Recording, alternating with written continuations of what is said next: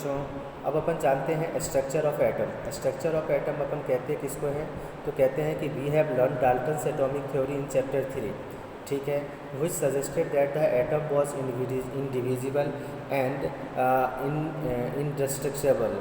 ठीक है, ना तो उसको अपन स्ट्रक्चर दे सकते हैं, ना स्ट्रक्चर का पता है, ना तो इंडिविजुअल है, ये डाल्टन का ऐसा कहना था। ठीक है, but the discovery of two fundamental particles electrons and proton inside the atom led to failure this except of the Dalton's atomic theory.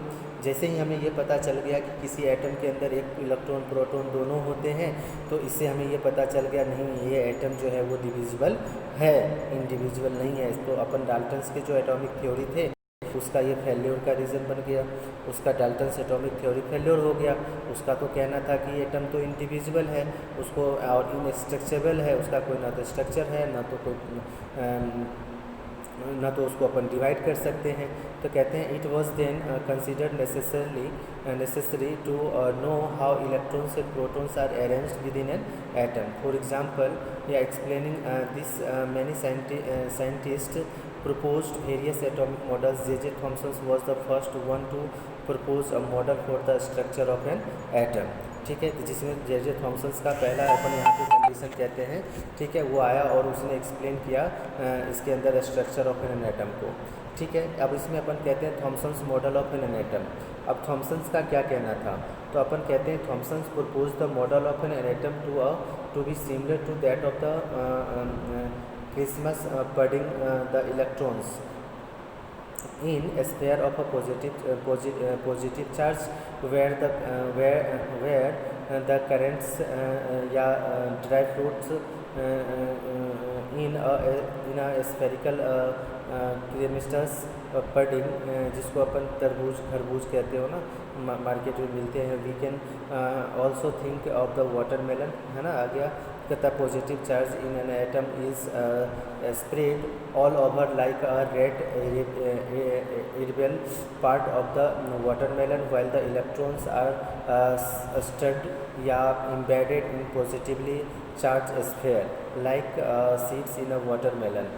ठीक है, इसने अपन को जो प्रपोजल के अंदर दिया, थॉमसन्स का ये कहना था कि जैसे वाटरमेलन के अंदर जो ब्लैक कलर के सीड्स एम्बेडेड किए हुए होते हैं, तो उसको उसने कहा कि ये इलेक्ट्रॉन है, और बाकी पूरी की पूरी सरफेस को उसने क्या कहा कि ये पॉजिटिव है। जहाँ जहाँ मतलब वो सीड्स ब्लैक कलर के नहीं हैं वो पॉजिटिवली पार्ट है। ठीक है, तो इसके अंदर अपन को थॉमसन्स प्रपोज किया, तो इसमें अपन को बताया कि an atom consist of a positively charge sphere and electrons are embedded in it. ठीक है, उसने बताया अपन को कि एटम जो है वो पॉजिटिवली चार्ज स्फेयर होता है, जिसके अंदर इलेक्ट्रॉन्स जो है वो एम्बेडेड इन इट होता है, एज लाइक अ वाटरमेलन के सीड्स जो होते हैं उस तरह से। सेकेंड थिंग उसने कहा कि the negative and positive charge are equal in magnitude, so the atom as a whole is electrically neutral. इसने ये भी बताया अपन को कि इसमें जितने भी एटम के अंदर पॉजिटिवली और नेगेटिवली चार्ज जो होते हैं वो इक्वल अमाउंट में होते हैं, इक्वल इन मैग्नीट्यूड्स होते हैं, तो इसीलिए अपन कहते हैं कि एटम जो है वो इलेक्ट्रिकली न्यूट्रल है।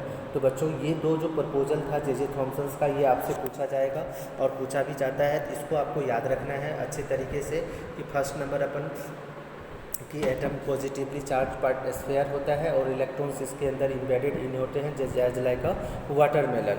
और दूसरा थिंग अपन कहेंगे इसके अंदर कि नेगेटिव एंड पॉजिटिव चार्ज जो है वो इक्वल मैग्नीट्यूड्स में होते हैं, तो इसीलिए एटम को उसने कहा कि ये इलेक्ट्रिकली न्यूट्रल है। ये किसका कहना था, तो ये बच्चों अपन को J.J. थॉमसन्स का कहना था। ठीक है, तो J.J. थॉमसन ने बताया कि J.J. Thomson's model explain that the atoms are electrically neutral. Result of the experiment carried out by the another scientist could not be explain by this model as be see below.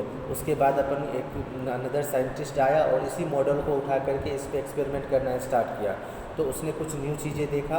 ठीक है, तो ये चीज़ें अपन को यहाँ पे ध्यान रखना। और एक चीज़ और बच्चों, J.J. थॉमसन्स का जैसे है ना, ये 1856 और 1940 ये इसकी जन्म और मृत्यु का है, तो ये चीज़ें आपको ध्यान रखना। 35 ईयर्स ऑफ द रिसर्च इसकी कैम्ब्रिज कैलिफोर्निया यूनिवर्सिटी के अंदर इन्होंने किया था। ठीक है, ये सब चीज़ें आपको ध्यान में थोड़ा सा पढ़ लेना इसको। ठीक है, ओके।